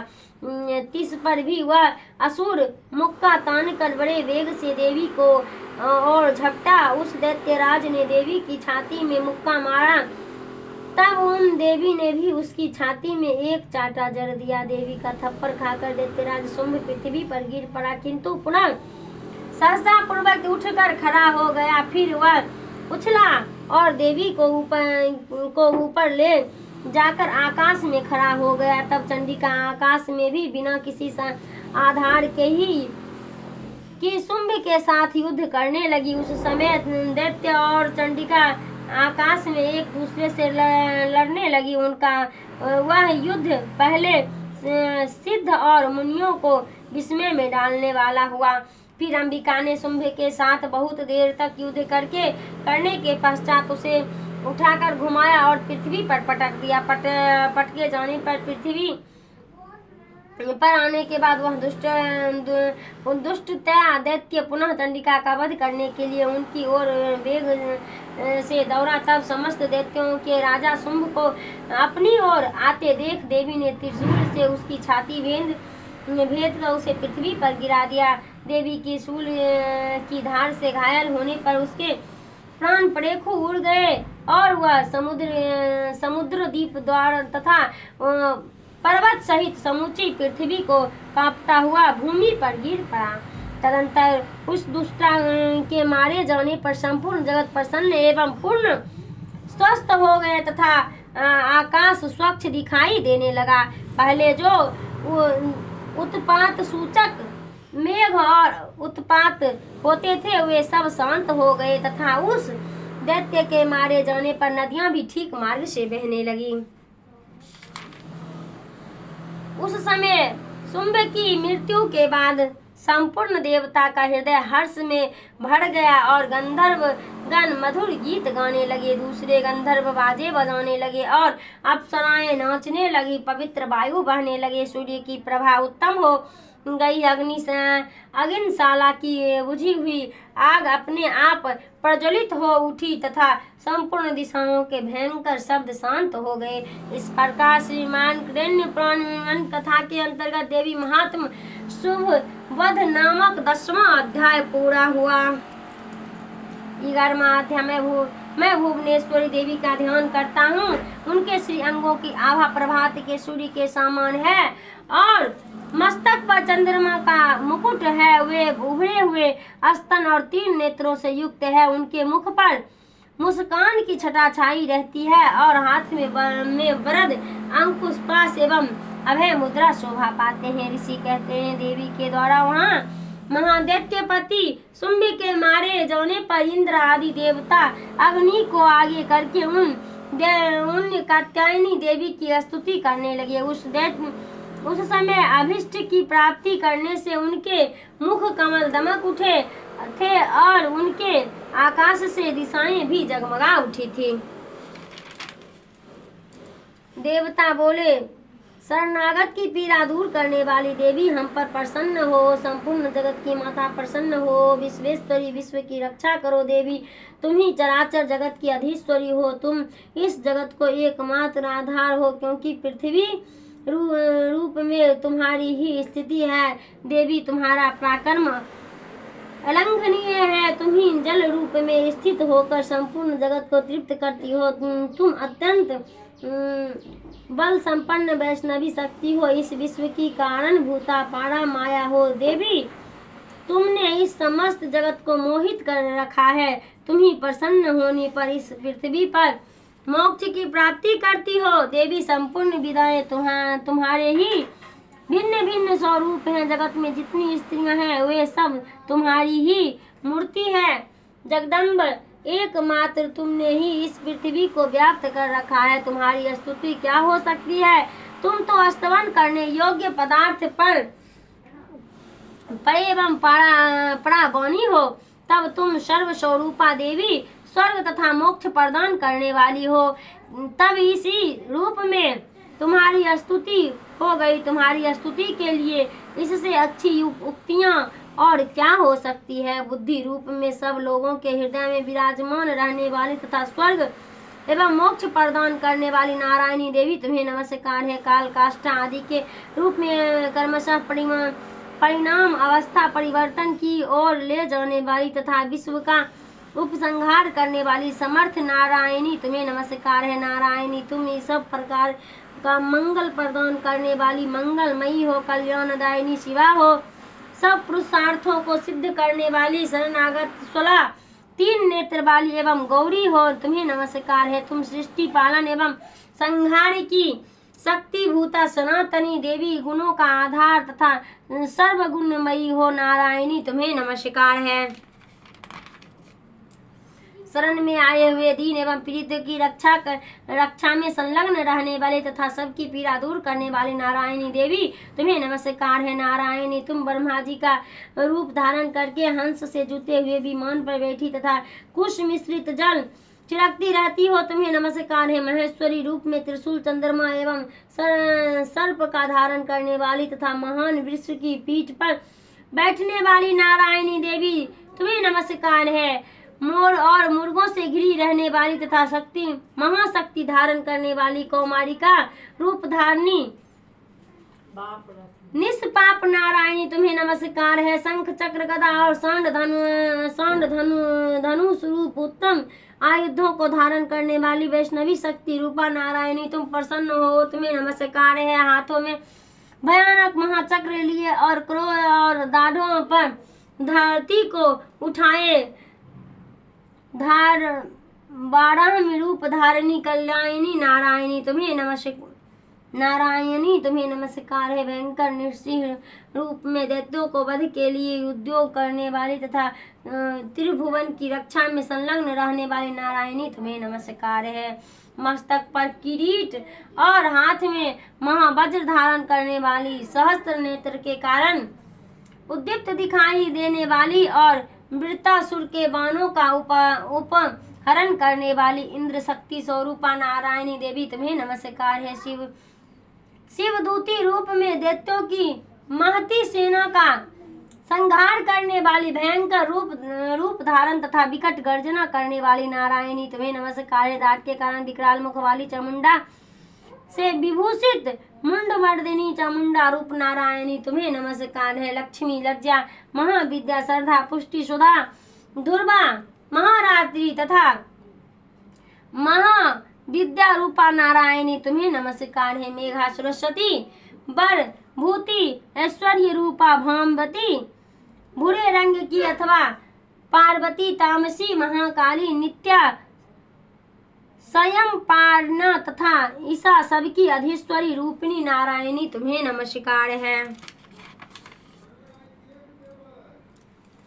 सर्वस्वरूपा सर्वेश्वरी तथा सब प्रकार शक्तियों से संपन्न दिव्य रूपा दुर्गे देवी सब भयों से हमारी रक्षा करें तुम्हें नमस्कार है। कल्याणी यह 3 लोचन से विभूषित तुम्हारा सौम्य मुख सब प्रकार के भयों से हमारी रक्षा करे तुम्हें नमस्कार है। भद्रकाली ज्वालाओं के कारण विकराल प्रतीत होने वाली अत्यंत भयंकर और समस्त असुरों का संहार करने वाला तुम्हारा त्रिशूल भय से हमें बचाए तुम्हें नमस्कार है। देवी जो अपनी ध्वनि से संपूर्ण जगत को व्याप्त करके दैत्यों के तेज नष्ट किए देते हैं वह तुम्हारा घंटा हम लोगों की पापों से उसी प्रकार रक्षा करे जैसे माता अपने पुत्रों की बुरे कर्म से रक्षा करती हैं। चंडिके तुम्हारे हाथों में सुशोभित खड्ग जो असुरों के रक्त और चर्बी से चर्चित है हमारा मंगल करे, हम तुम्हें नमस्कार करते हैं। देवी तुम प्रसन्न होने पर सब रोगों को नष्ट कर देती हो और कुपित होने पर मनोवांछित सभी मनोकामनाओं को नाश कर देती हो। जो लोग तुम्हारी शरण में जा चुके हैं उन पर विपत्ति तो आती ही नहीं है। तुम्हारी शरण में गए हुए मनुष्य दूसरों के शरण देने वाले हो जाते हैं। देवी अंबिके तुमने अपनी स्वरूप को अनेक भागों में विभक्त करके नाना प्रकार के स्वरूप जो इस समय इन धर्मद्रोही महादैत्यों का संहार किया है वह सब तुम्हारी कृपा कर सकती थी। विद्याओं में अज्ञान को प्रकाशित करने वाले शास्त्रों में तथा आदि वाक्य वेद में तुम्हारे सिवा और किसका वर्णन है तथा तुमको छोड़कर दूसरी कौन ऐसी शक्ति है जो इस विश्व को अज्ञान में घोर अंधकार से परिपूर्ण माता रूपनी गढ़ में निरंतर भटका रही है। जहाँ राक्षस, जहाँ भयंकर विश्व वाले सर्प, जहाँ शत्रु, जहाँ लुटेरे की सेना, जहाँ दानव दल हो रहे हैं तथा समुद्र के बीच में भी हाथ रहकर तुम विश्व की रक्षा करती हो। विश्वेश्वरी तुम विश्व का पालन करती हो, विश्व स्वरूपा हो, इसलिए संपूर्ण विश्व को धारण करती हो। तुम भगवान विश्वनाथ की भी वंदनीय हो। जो लोग भक्ति पूर्वक तुम्हारे सामने मस्तक झुकाते हैं वे संपूर्ण विश्व को आश्रय देने वाले हो जाते हैं। देवी प्रसन्न हो, जैसे इस समय असुरों का वध करके तुमने शीघ्र ही हमारी रक्षा की है उसी प्रकार सदा हमें शत्रुओं को भय से बचाओ। संपूर्ण जगत को पाप नष्ट कर दो और उत्पात एवं पापों के फल स्वरूप प्राप्त करने वाले हमारी आदि बड़े बड़े उपद्रवों को शीघ्र दूर करो। विश्व की पीड़ा दूर करने वाली देवी, हम तुम्हारे चरण पर पड़े हुए हम पर प्रसन्न हो। त्रिलोक विनाशिनी की पूजनीय परमेश्वरी, सब लोगों को वरदान दो। देवी बोली, देवताओं में मैं वर देने को तैयार हूँ। तुम्हारे मन में किसकी इच्छा हो वह वर मांग लो। संसार के लिए तुम उपकार कर वर को मैं अवश्य दूंगा। देवता बोले, सर्वेश्वरी तुम इसी प्रकार तीनों लोकों की समस्त बाधाओं को शांत करो और हमारे शत्रुओं का नाश करती रहो। देवी बोली, देवताओं, व्यवस्थ मन्वंतर के 28वें युग में शुंभ और निशुंभ नाम के 2 महादैत्य उत्पन्न होंगे। तब मैं नंद गोप के घर में उनकी पत्नी यशोदा के गर्भ से अवतीर्ण हो विंध्याचल में जाकर रहूंगी और उक्त दोनों असुरों का नाश करूंगी। फिर अत्यंत भयंकर रूप में पृथ्वी पर अवतार ले मैं वैप्रचित नाम वाले दानवों का वध करूंगी। उन भयंकर महादैत्यों का भक्षण करते हुए मेरे दांत अनार के फूल की भांति लाल हो जाएगी। तब स्वर्ग में देवता और मर्त्युलोक में मनुष्य सदा मेरी स्तुति करते हुए मुझे रक्तदंतिका कहेंगे। फिर जब पृथ्वी पर 100 वर्ष के लिए लिए वर्षा रुक जाएगी और पानी का अभाव हो जाएगा, उस समय मुनि के स्तवन करने पर मैं पृथ्वी पर आयोजनी रूप में प्रकट होंगी और स्वनेत्रों से मुनियों को देखूंगी। अतः मनुष्य शताक्षी इन नाम से मेरा कीर्तन करेंगे। देवताओं, उस समय मैं अपने शरीर से उत्पन्न हुए आकाश द्वारा समस्त संसार का भरण पोषण करूंगी।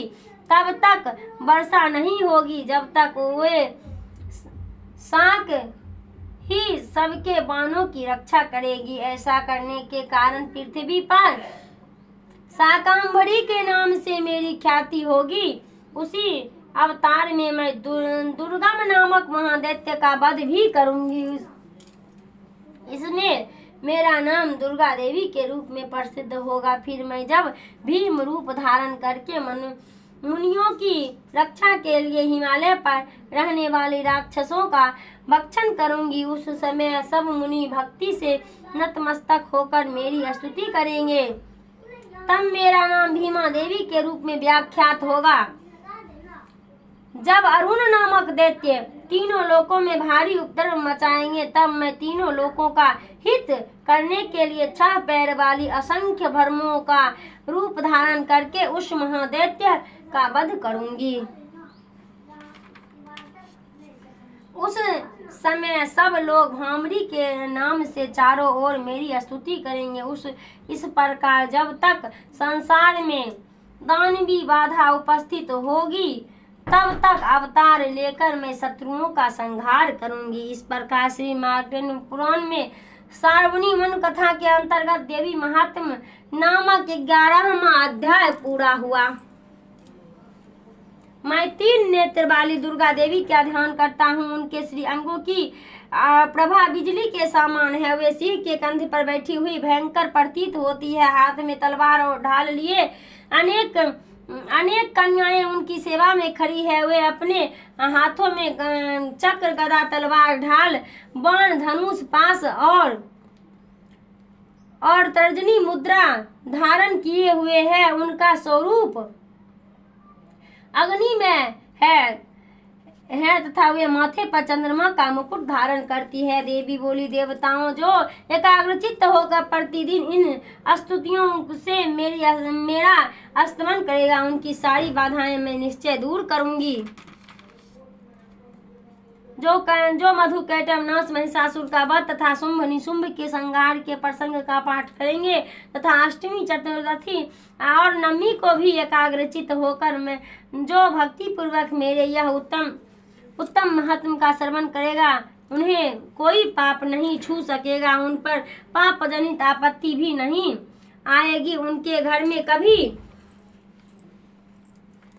दरिद्रता नहीं होगी तथा उनको कभी प्रेमी जनों का विच्छोह का कष्ट भी नहीं भोगना पड़ेगा। इतना ही नहीं, उन्हें शत्रुओं से, लुटेरों से, राजाओं से, शस्त्र, अग्नि में जल तथा जल की राशि से भी कभी भय नहीं होगा। इसलिए सबको एकाग्रचित्त होकर भक्ति पूर्वक मेरे इस महात्म को सदा पढ़ना और सुनना चाहिए।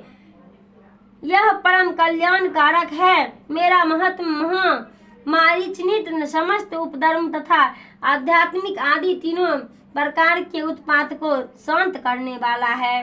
मेरे जिस मंदिर में प्रतिदिन विधि पूर्वक मेरे इस महात्म का पाठ किया जाता है, उस स्थान को मैं कभी नहीं छोड़ती। वहाँ सदा ही मेरा संधान बना रहता है। बलिदान, पूजा, होम तथा महोत्सव के अवसर पर मेरे इस चरित्र का पूरा पाठ और श्रवण करना चाहिए। ऐसा करने पर मनुष्य विधि को जानकर या बिना जाने भी जो मेरे बलि, पूजा या होम आदि करेगा, उसे मैं बड़ी प्रसन्नता के साथ ग्रहण करूंगी। सतकाल में जो वार्षिक वहाँ पूजा की जाती है, उस अवसर पर जो मेरे इस महात्म को भक्ति पूर्वक सुनेगा, वह मनुष्य मेरे प्रसाद से उस सब बाधाओं से मुक्त तथा धन एवं पुत्रों से संपन्न होगा। उसमें तनिक भी संदेह नहीं है। मेरे इस महात्म मेरे प्रादुर्भाव की सुंदर कथाएं तथा युद्ध में किए हुए मेरे पराक्रम सुनने से मनुष्य निर्भय हो जाते हैं।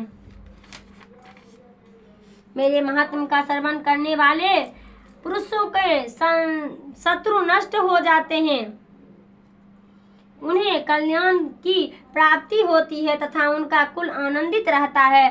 सर्वत्र शांति कर्म में बुरे स्वप्न दिखाई देने पर तथा ग्रह जनित भयंकर पीड़ा उपस्थित होने पर मेरा महात्म श्रवण करना चाहिए। इससे सब विघ्न तथा भयंकर ग्रह पीड़ा शांत हो जाती है और मनुष्य द्वारा देखा हुआ दुख स्वप्न शुभ स्वप्न परिवर्तित हो जाता है। बाल ग्रहों से आकांत हुए बालकों के लिए यह महात्म कांति कारक है तथा मनुष्य के संगठन में फूट होने पर यह अच्छी प्रकार मित्रता करने वाला होता है। यह महात्मा समस्त दुराचारियों के बल का नाश करने वाला है। इसके पाठ मात्र से राक्षस, भूत और पिशाच का नाश हो जाता है। यह मेरा महात्मा मेरे समीप प्राप्त करने वाला है।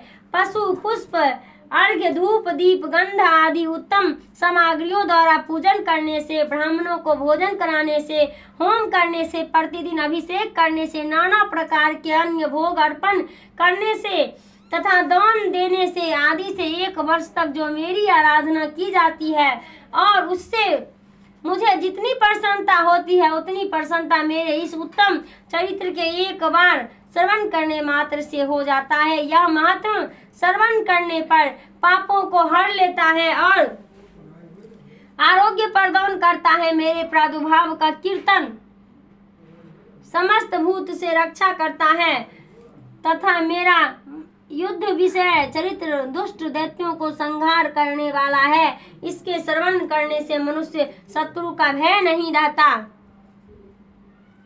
देवता तुमने और महर्षियों ने जो मेरी स्तुति की है तथा ब्रह्मा जी ने जो स्तुति की है वे सभी कल्याणमयी बुद्धि प्रदान करती है। वन में सुने मार्ग में अथवा दानव दल से घिरे जाने पर, निर्जल स्थान में लुटेरे के दाव में पड़ जाने पर या शत्रुओं के पकड़े जाने पर अथवा जंगल में सिंह, व्याघ्र या जंगली हाथियों को पीछा करने पर, कुपित राजा के आदेश से वध या बंद के स्थान में ले जाए जाने पर अथवा संसार सागर में नाव पर बैठकर बाद भारी तूफान नाव के डगमग होने पर और अत्यंत भयंकर युद्ध में अस्त्रों का प्रहार करने पर अथवा वेद नाव से पीड़ित होने पर कि बहुना सभी भयानक बाधाओं को उपस्थित होने पर जो मेरे इस चरित्र का आस्वादन करता है वह मनुष्य संकट में मुक्त हो जाता है। मेरे प्रभाव से सिंह आदि हिंसक जंतु नष्ट हो जाते हैं तथा लुटेरे और शत्रु भी मेरे इस चरित्र का आस्वादन करने पर पुरुषों से दूर भाग जाते हैं। ऋषि कहते हैं, यह कहकर प्रचंड पराक्रम वाली भगवती चंडिका सब देवताओं को देखते देखते वहां से अंतर्ध्यान हो गई। फिर समस्त देवता भी शत्रुओं के मारे जाने से निर्भय हो पहले की भांति यह अक्ष भाग का उपयोग करते हुए अपने अपने अधिकार का पालन करने लगी। संसार का विध्वंस करने वाले भयंकर अतुल पराक्रमी देव शत्रु शुंभ तथा महाबली निशुंभ युद्ध में देवी द्वारा मारे जाने पर शेष और पाताल को मैं चले आए।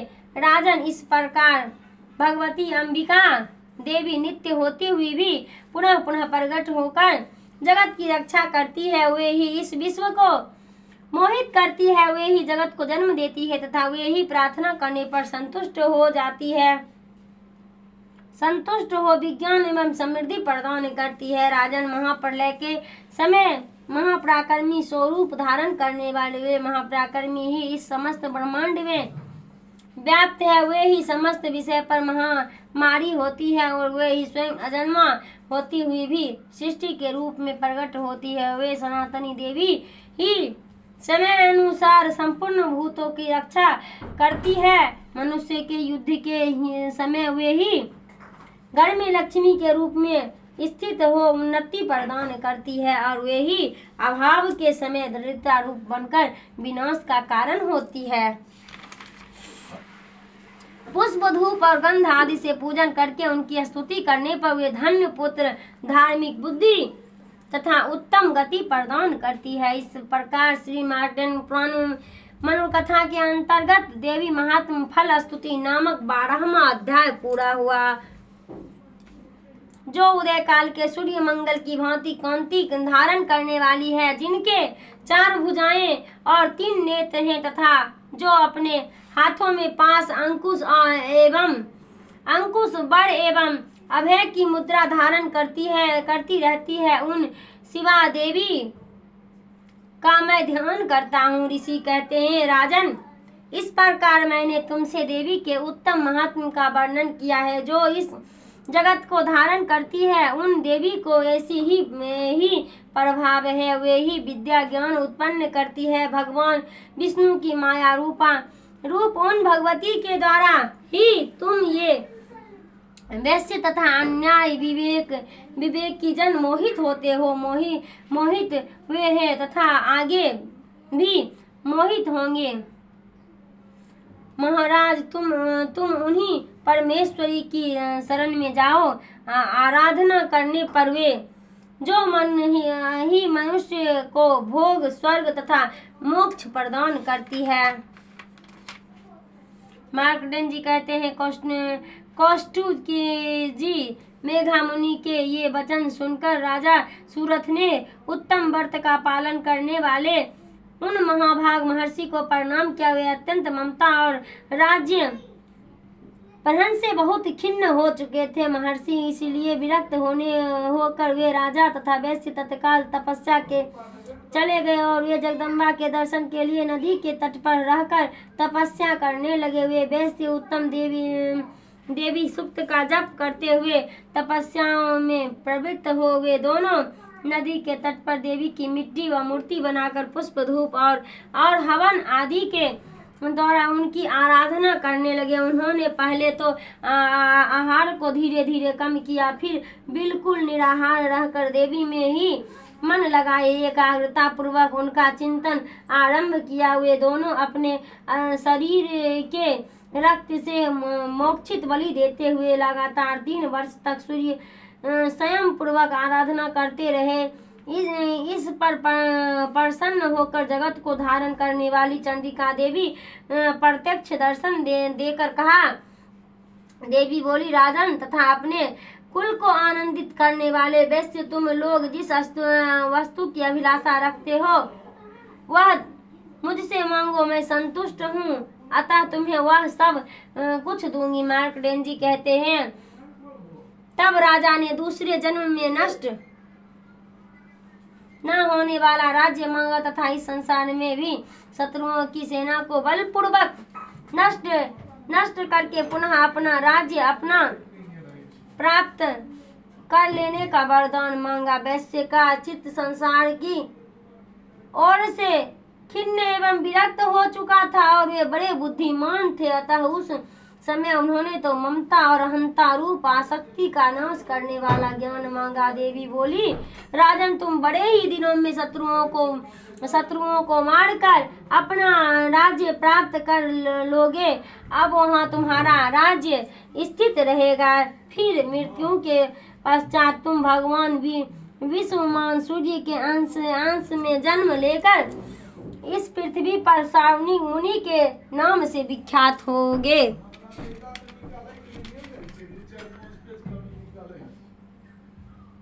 वैश्य वर, तुमने भी जिस वर को मुझसे प्राप्त करने की इच्छा की है उसे देती हूँ।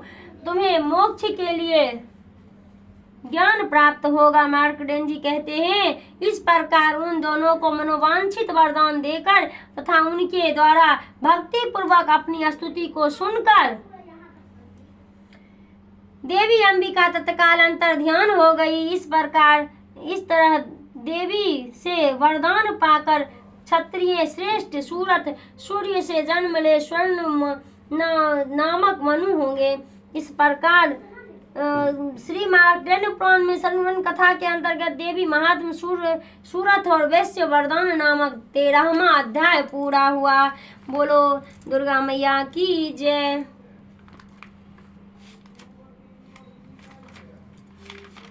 शिवजी बोली, देवी सुनो, मैं उत्तम कुंजिका स्रोत का उपदेश करूंगा, जिस मंत्र के प्रभाव से देवी का जब पाठ सफल होता है। कवच, क्लिक, रहस्य, सूक्त, धिन्या, यहाँ तक की अर्चना भी आवश्यक नहीं है। केवल कुंजिका के पाठ से दुर्गा पाठ का फल प्राप्त हो जाता है। यह कुंजिका अत्यंत गुप्त और देवों के लिए भी दुर्लभ है। हे पार्वती, से सोनियों की भांति प्रयत्न पूर्वक गुप्त रखना चाहिए। यह उत्तम कुंजिका स्रोत केवल पाठ के द्वारा मारण, मोहन, वशीकरण, स्तंभ और उच्चाटन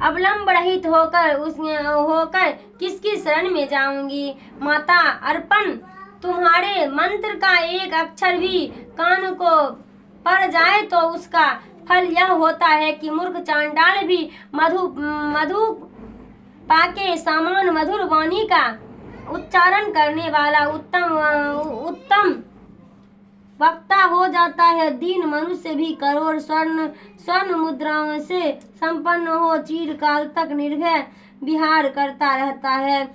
जब मंत्र के एक अक्षर के श्रवण का ऐसा फल है तो जो लोग विधि पूर्वक जन्म से लगे रहते हैं उनके जप से प्राप्त होने वाला उत्तम फल कैसा होता है, इसको कौन मनुष्य जान सकता है। भवानी जो अपने अंगों में चिता की राख भभूत लपेटे रहते हैं उनका विष भी भोजन है। जो दिगंबरधारी नग्न रहने वाले हैं, मस्तक पर जटा और कंठ में नागराज वासुकी को हाड़ के रूप में धारण करते हैं तथा जिनके हाथ में कपाल भिक्ष पात्र हो शोभा पाता है, ऐसे भूतनाथ पशुपति भी जो एकमात्र जगदीश की पदवी धारण करते हैं। इसका क्या कारण है, यह महत्व उन्हें कैसे मिला? यह केवल तुम्हारे प्राणी ग्रहण की पार्टी का फल है। तुम्हारे साथ विवाह होने से ही इनका महत्व बढ़ जाएगा। मुख में चंद्रमा की शोभा धारण करने वाली माँ, मुझे मोक्ष की इच्छा नहीं है, संसार के वैभव की भी अभिलाषा नहीं है, न विज्ञान की अपेक्षा है, न सुख की आकांक्षा। अतः तुमसे मेरी यही याचना है कि मेरे जन्म मृदानी शिव भगवान इन नामों को जप करते हुए बीते। माँ श्यामा नाना प्रकार की पूजन सामग्रियों से कभी विधि पूर्वक तुम्हारी आराधना तुम मुझसे ना हो सकी। सदा कठोर भाव का चिंतन करने वाली मेरी वाणी कौन सा अपराध नहीं किया है, फिर भी तुम स्वयं ही प्रत्यक्ष करके तुम अनाथ पर जो किंचित कृपा दृष्टि रखती हो। माँ यह तुम्हारे ही योग्य है। तुम्हारी जैसा दयामयी माता ही मेरे जैसे कुपुत्रों को भी आश्रय दे सकती है। माता दुर्गे, करुणा सिंधु, महेश्वरी, मैं विपत्तियों में फंसकर आज जो तुम्हारा स्मरण करता हूँ, पहले कभी नहीं करता था। इसे मेरी सठता न मान लेना, क्योंकि भूख प्यासे प्रीत बालक माता के शरण में स्मरण करते हैं। जगदम्ब, मुझ पर जो तुम्हारे पुण्य कृपा बनी हुई है, इसमें आश्चर्य की कौन सी बात है। पुत्र अपराध पर अपराध क्यों न करता जाता हो, फिर भी माता उसकी अपेक्षा नहीं करती। महादेवी मेरे समान कोई पातकी नहीं है और तुम्हारे समान दूसरा कोई पापहारनी नहीं है। ऐसा जानकर जो उचित जान पड़े वह करो।